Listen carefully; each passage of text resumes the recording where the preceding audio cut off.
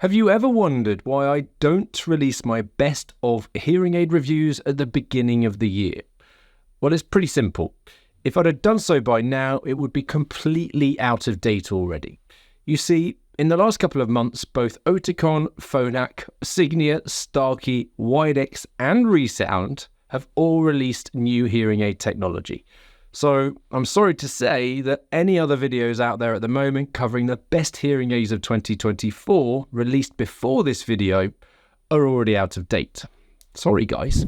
So today's mammoth video will cover all of the newest hearing aid technology, comparing their features and outlining what's unique for each of them. And hopefully I'll be able to guide you in the right direction to find the best hearing aid for you. As you're probably aware, hearing aids come in all sorts of shapes and sizes, ranging from the likes of the Phonak Lyric, which is Phonak's extended wear hearing aid that's left in your ear for between 2 to 3 months at a single time, to custom-made hearing aids which go inside your ear with nothing sat behind, to the receiver in canal style, which sits behind your ear and has a wire feeding sound into your ear canal. Then the final style of hearing aid sits behind your ear and is coupled with a thin tube or a standard ear mold. In a recent poll that I put out there on YouTube, it was revealed that 61% of you tuning into this channel wear a receiver in canal style of hearing aid, which happens to be the style loaded with the most amount of technology, and so it therefore makes sense to make this style the subject of today's video. Out of curiosity, I would love to know which style of hearing aids you're wearing right now. Are they over-the-counter hearing aids? Are they receiver in canal, custom-made, or maybe even Lyric? Or perhaps you're not wearing any hearing aid technology at all. Let me know in the comments so that I can make the kind of videos that you're most interested in watching. Although most receiver in canal hearing aids look very similar nowadays, in some newer updates, hearing aid manufacturers have started to be, let's say, a little bit more inventive with their models. So let's start by comparing them physically, and then I'll run through all of their individual features. Today, for the sake of this video, I'll be covering the Oticon Intent, Phonak Lumity, the Starkey Genesis AI, the Widex Moment, the Signia IX, and the ReSound Nexias. So kicking off with the Oticon, this is their Intent Mini Right, which is currently Oticon's only hearing aid available on their latest platform. The Phonak Audio Lumity, however, has been around for a lot longer and therefore has a far more comprehensive selection to choose from. From the Audio Lumity R, the Audio Lumity RT, Audio Lumity Life, the Audio Lumity Slim model, and then finally their most recent addition, the Audio Lumity 312. Don't worry, I'll run through the different features in each of these models shortly. Starkey have also thrown everything at their latest family of Genesis AI hearing aids, with the family including 3 different receiver in canal models, from the MRIC R, the RIC RT, and then the RIC 312. Next up, Widex also have 3 models on their Moment platform. This includes the minuscule RIC 10, the RIC 312D, and then finally their SRIC RD. ReSound's Nexia family of hearing aids also has 3 receiver in canal models, starting with the Nexia RIE13, the Nexia 312, and then we have the Nexia Micro RIE. And then last but definitely not least, Signia also have 3 receiver in canal hearing aids within their IX family of hearing aids. This includes the Pure Charge and Go IX, the Pure Charge and Go TIX, and then their most recent addition, the Stiletto IX. Of course, I'll break down and compare all of the individual features shortly, but if one of your main drivers is cosmetics today, and you ask me to rank my top 5 based on this alone, then the Widex Moment 10 is without question the smallest receiver in canal hearing aid available. This is followed by the ReSound Nexia Micro RIE. Then we have the Starkey MRIC R, the Phonak Audio Lumity 312, and then the Widex SRIC RD. However, and I don't say this lightly, I would encourage you to not make a decision solely based on how the hearing aids look, as the discretion of these hearing aids does come at a cost, and certain features are missing in all 5 of these hearing aids, which I'll cover throughout today's video. If, on the other hand, you're interested in this new slim style of hearing aid, which we've seen for a few generations now from both Phonak, Widex and Signia with their fashion hearing aids, these are trying to break down the stigma associated with wearing hearing aids, and I've got to tell you, they do look pretty cool. Now, I'm not going to spend too much time today discussing the colours of individual manufacturers' hearing aids, as each hearing aid manufacturer has a pretty broad range of colours matching all skin and all hair tones. And in my opinion, there isn't one specific manufacturer that stands out over and above the others. In fact, most patients tend to select a hearing aid that best matches the colour of their hair. As far as suitability goes, each hearing aid make and model has its own individual fitting range, which is essentially the level of hearing loss that it's capable of dealing with. Now, you may be thinking, well, I'll just get the most powerful hearing aid out there so that it will last me as long as possible. And you're right to an extent, but in some instances, a more powerful hearing aid does require a more powerful speaker, and the more powerful the speaker, the bigger it is. So again, if discretion is the most important thing for you, then selecting the correct power level is essential. One of the reasons that I personally think that receiver and canal styles of hearing aids are the best out there is because their speakers are interchangeable, making them suitable for varying degrees of hearing loss, which I'll cover now for each individual manufacturer. If I'm 100% honest, I don't often go into detail on the power level of a speaker with a patient that I'm fitting in clinic, as it has no impact on the price, and it's a detail that's really determined by your hearing loss more than anything else. So the following images outline the fitting ranges for each hearing aid manufacturer, and if your hearing loss falls within the shaded area on any of these graphs, then they're technically suitable for you. Starting off with the Oticon Intent and its various receiver powers. Here are the fitting ranges for the various Phonak Lumity hearing aids, and you'll notice here a unique receiver called the MAV, which stands for Active Vent, and I'll come on to that shortly. Then we have the Starkey Genesis AI fitting ranges, and over to the Widex Moments. As you can see, there's a limit to the level of power from the smaller Moment RIC-10, only allowing for an S or an M receiver. And in my opinion, if your hearing loss is a borderline fit, I would go with the 312D or the shear option. Because if your hearing were to decline in the future, you would still want to make sure that you've got the capacity within your hearing aids for them to be adjusted. And then finally, you'll see the ReSound Nexia fitting ranges. Again, you'll notice that they have a specialist receiver called Marie, which I'll come on to detail on why this is so unique in a second. It's worth noting that all receiver and canal hearing aids can also be physically customized to suit your anatomy and the configuration of your hearing loss. And this is done by adjusting the tip on the end of your receiver. Your audiologist may fit you either using a selection of rubber domes or even with a custom-made ear mold, which involves them taking an impression of your ear and producing something like this, which sits on the end of your receiver. As far as this coupling of your hearing aids to your ears goes, it's really down to the expertise of your audiologist to recommend the most appropriate setup for you. I would, however, encourage you to take particular interest in this part of today's video though, as believe it or not, the sound of your hearing aid will be completely transformed by changing this small, yet incredibly important part of your hearing aid. For example, it can affect both the clarity and sharpness that your hearing aid provides. It can affect how full and rich it sounds and how good it sounds when streaming sound from your phone, for example. And most importantly, how well it copes in background noise. Now, this happens far more often than it should, and the easiest option for both you and your audiologist is to fit you with a generic rubber tip. And as a result, I've had plenty of patients land in my clinic with hearing aids purchased from other practices that haven't been working well, and literally all I've needed to do was to make a custom mold, perform real ear measurements, and then sprinkle on a little bit of my magic, and this has transformed their listening experience. So if I were you and being fitted with new hearing aids, I would ask your audiologist if custom tips are suitable for you. Now guys, if you've made it this far into today's video, you have to admit that you must be enjoying it, and I haven't even began to talk about some of the incredible features inside these technologies yet. So make sure that you hit subscribe just down here to be notified every time I review any new hearing aid technology. And while you're at it, go ahead and press that like button to give me a thumbs up. Now, of all of the configurations that I've just outlined, both Phonak and ReSound have some pretty unique receiver technology, and this, for the right person, can enhance your hearing aids no end. So starting with Active Vent by Receiver, or MAV as I called it earlier. This is a specific type of receiver with a built-in moving piston which changes its position depending on your listening environment. Yeah, it's amazing.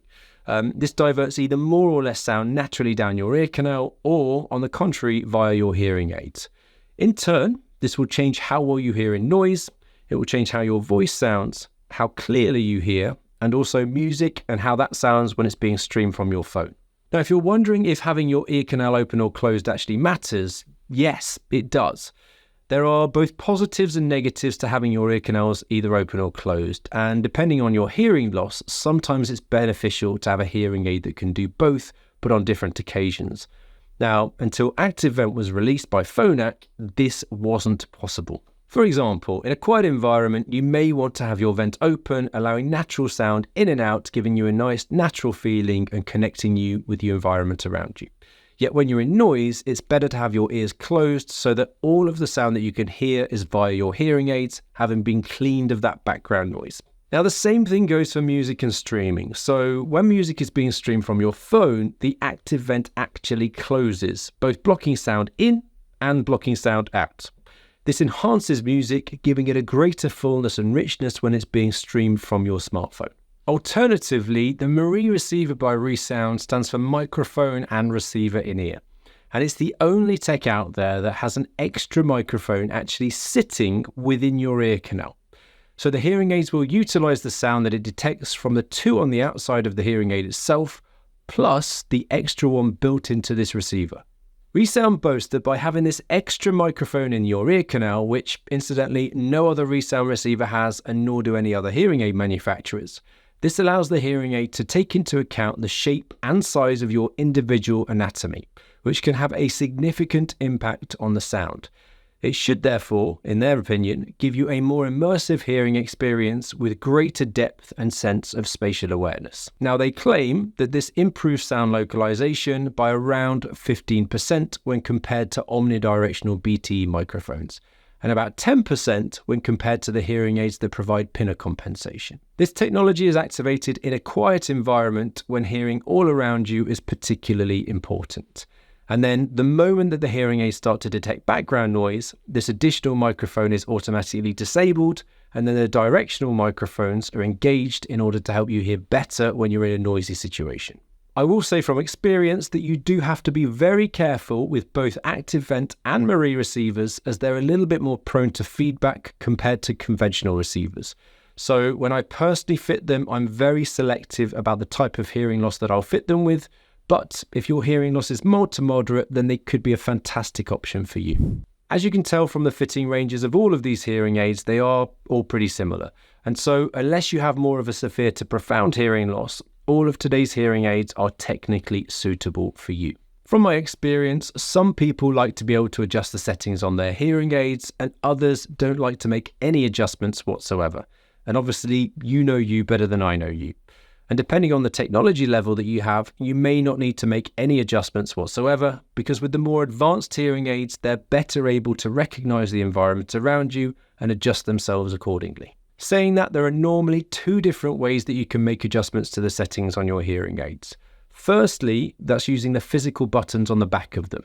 And I've categorized today's hearing aids into 4 different groups. This first group, which I personally feel are the most versatile, all have a rocker switch, which means that there are technically 2 buttons on the back of each hearing aid. The buttons are essentially soft keys, meaning that they can be programmed for various functions. And these can be functions such as a volume control, and that's volume up and volume down. It could be a mute function. You could even access different programs such as connecting to a loop system, your TV, or even a noise reduction setting for when you're in a restaurant. The buttons can also be used for either answering, hanging up, or even declining phone calls. Now, this second group of hearing aids have a single button, which still gives you some degree of adjustability using the hearing aids themselves, but in my opinion, it's a little bit more fiddly. i.e., instead of having a volume up and volume down button on each hearing aid to adjust the volume, the right hearing aid button turns both volumes up and the left turns both of them down. Other than that, the functionality is pretty similar with Group 1. Group number 3 now has a pretty cool tap control feature, which is actually a spin-off of the accelerometers built into these hearing aids, which I'll cover in a lot more detail later when I'm talking about how these hearing aids cope in background noise. But from a user control point of view, the following hearing aids use their tap control features to allow you to answer or decline phone calls by tapping your ears. Plus, the Phonak Lumities take this one step further and you can even activate Siri or Google Assist without needing to get your phone out of your pocket. And then for the fourth and final group, well, it's difficult to call it a group when there's only a single hearing aid here, but the fourth and final category has no physical button to press, which is the Widex RIC10. Now, this hearing aid still has a unique way to make adjustments, which I'll come on to next. Now, the downside of pressing buttons is they can be pretty fiddly to find and to press. However, in the addition to the buttons, every one of today's hearing aids has their own app so that you can make adjustments to the settings on your hearing aids via your smartphone. Now, my plan isn't to go into too much detail on the apps today, as to be honest, they're all pretty similar and I want to keep this video to a respectable length. But if I have to choose my two top favorite apps, I would hands down recommend both Phonak's My Phonak app and the ReSound Smart 3D app, as they tend to be, in my opinion, the most reliable, most user-friendly and intuitive, plus they give you access to a ton of controls which you don't find in the other hearing aid apps. Now, every hearing aid discussed today has an IP68 water resistance rating, meaning that they can technically be submerged in 1.5 meters of water for 30 minutes and then they should still function afterwards. Now, this isn't just a rating reserved for hearing aids, you'll also find it in the likes of the smartphone that you're possibly watching me on right now. Saying that, 2 hearing aids on today's list have been pushed to the limits to ensure that they can cope with the hammering that hearing aids are likely to take on a daily basis, with robustness testing that includes simulated sweat testing, seawater testing, saltwater testing, chlorinated water testing, and of course freshwater testing, which has been performed in a pressurized container. The 2 aids that I'm talking about are the Phonak Lumity Life and the Starkey Genesis AI, which have both really been developed with protecting themselves from the elements in mind. Phonak are boasting that they've added additional microphone protection, they've sealed the seams with silicone, they've coated the components with a paraline coating, which I'm actually told is the same protection system that NASA uses on their spacecraft. They've also removed the titanium pins holding the receivers in place, and then finally they've redeveloped the charger. Now, on the other hand, Starkey's Pro 8 Hydra Shield waterproofing involves a Kevlar reinforced receiver, believe it or not, which is actually used in the military to make bulletproof vests. They've redesigned the acoustic ports, they've added an internal microphone mesh barrier and also a silicone seal on the casing, and then finally they've added a specialized coating across all of the internal components too. So this all sounds great, but for most of you out there, a standard IP68 rating will be sufficient for your needs. However, if you live a lifestyle that requires the next level of protection, then one of these 2 models may be the right hearing aid for you. Again, it's worth me dividing today's tech into a few different categories as far as batteries go. So we've got 3 main groups. Firstly, we have those featuring a disposable battery, and in this instance, the battery life is less determined by the hearing aid itself, but more the size of the battery. So whilst you may find the smaller hearing aids more cosmetically appealing, they do have certain drawbacks. For example, the Widex 10 has a size 10 battery, which will last you anything from 3 to 5 days, and it's the only hearing aid on today's list with this size 10 battery. On the other hand, those with the size 312 battery will last anything from around 5 to 7 days, but you do need to bear in mind that these hearing aids also have Bluetooth capabilities, whereas the Widex 10 doesn't. Finally, we have the Nexia with the size 13 battery, which is the biggest battery that we tend to see in a receiver and canal hearing aid, and it's possible to get around 7 to 10 days of life from one of these Zinc Air disposable batteries. Now, I have to say that according to those of you that filled in my recent poll on batteries and rechargeability, the majority of you are using rechargeable hearing aids. And again, I can split rechargeability into a couple of different groups. So firstly, we have those that are designed to last for 24 hours right out of the box, which has been the industry standard since rechargeability came on the scene. However, secondly, with some of the newer releases, such as those from both Signia and Widex, you can get up to 35 plus hours per 3-hour charge. Now, this wasn't designed because both Widex and Signia are hearing aids designed for those of you out there heading to Ibiza to party for 3 days without being able to sleep. But they are designed because the rechargeable batteries inside hearing aids are made of lithium-ion technology. And this is the same technology that's in your smartphone, your laptop, even your electric vehicle, for example. And you may be aware that over a period of time, the life of these batteries is reduced, meaning that a full charge doesn't last as long as it would do from the day that you purchased it. Now, whilst this doesn't matter so much with either your phone or your laptop, if your hearing aids stop lasting for a full day, then you're in a bit of trouble. So those newer hearing aids being released are coming with this extended battery life, so that when in the inevitable future the hearing aid battery starts to decline, they'll still last you for a full waking day. So as far as batteries go, the patients that I tend to find prefer disposable batteries are those that tend to travel a lot and they don't want to have to remember to carry their charger with them. With rechargeable batteries, however, yes, there are differences in the overall life of the batteries of these hearing aids, but I don't personally feel that this is a reason to choose one of them over the other. As if you're having battery issues, each manufacturer tends to be pretty good at being able to replace them if the battery life has been reduced. Now, not only are there 6 different manufacturers that I'm covering today, but each of them also have different technology levels available too, each with differing features around the hearing aid's ability to cope in background noise, how they'll provide you with clarity and distinction, and also how they'll cope in more complicated listening situations.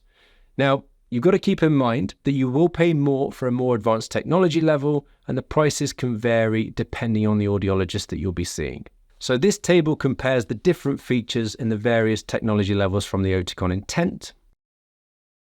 These are the differing features within the Phonak Lumity hearing aids. Here are the different features between the Starkey Genesis AI technology levels. This table shows you the various features that you'd have access to with the Widex Moment family of hearing aids. And here are the ReSound Nextia family of hearing aids compared.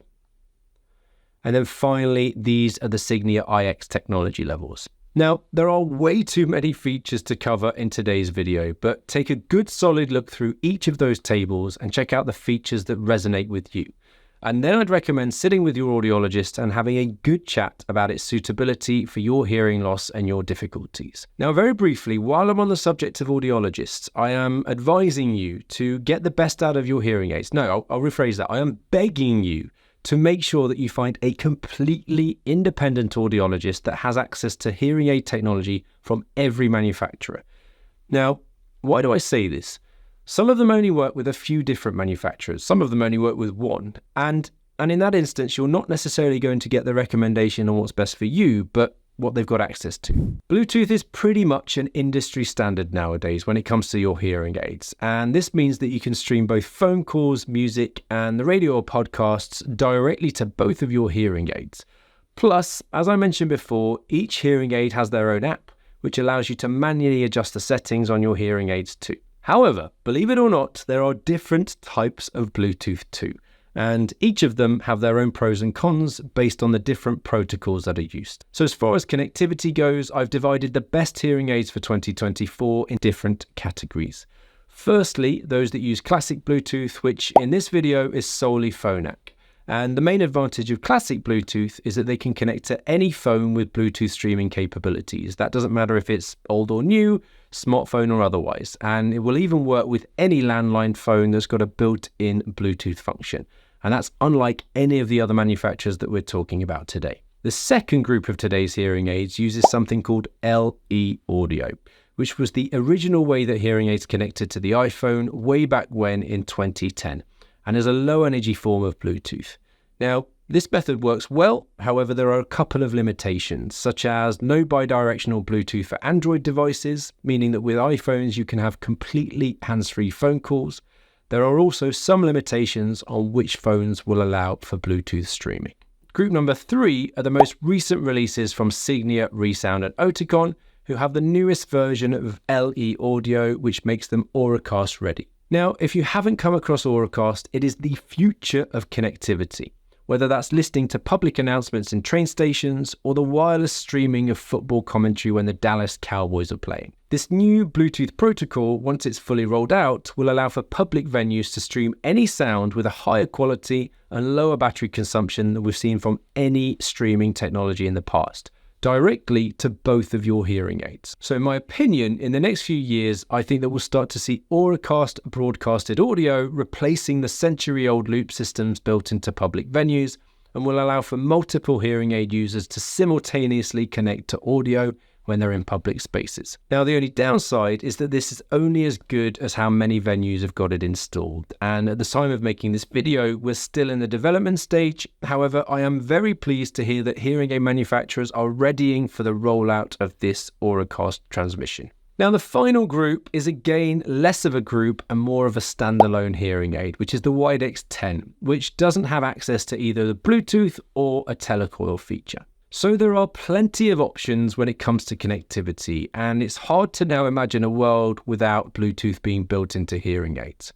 Now, oddly, the phone that you have can directly have an impact on the features that you'll get from your hearing aid, with iPhones being the most versatile. So as you're doing your research, each hearing aid manufacturer has a compatibility list on their website which shows which phones are compatible with their particular hearing aids. So it is without question worth checking that out or speaking to your audiologist to ensure that you've got access to all of those features before you choose any particular hearing aid. There are a ton of features that I could expand upon when talking about the sound quality of these hearing aids. I do, however, have individual reviews for each hearing aid that I'm discussing today, which I'll link in the description to today's video, and I would without question recommend you watch as I go into a lot more detail than I'm going to now. Now, kicking off with AI, both Phonak, Oticon and Starkey utilize a form of offline artificial intelligence within their hearing aids, meaning that they have trained them appropriately to categorize the environment that you're in. Then, as far as your hearing aids go, they're constantly scanning your environment, and they should therefore deliver the most appropriate sound for your specific situation. Now, they all do this in slightly different ways, and Oticon are claiming that their hearing aids are trained from 12 million different sound scenes. Starkey are claiming that they're making up to 80 million adjustments per hour, so there's some pretty powerful computational power going on here to ensure that you're being delivered the correct sound for your hearing loss and the environment that surrounds you. Now, Phonak utilise their AI in the form of their AutoSense 5.0, which I am a particular fan of, as it has a huge amount of flexibility for me to be able to make adjustments to the settings on my patient's hearing aids, more so, I'll say, than any other hearing aid manufacturer.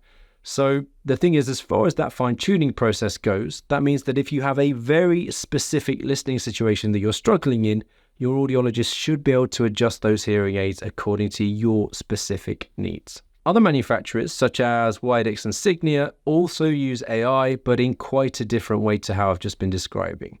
Now, both manufacturers allow you to make adjustments to the settings on your hearing aids via their apps, and then the changes that you make are compared to the changes of thousands of other hearing aid users, making similar changes in similar environments.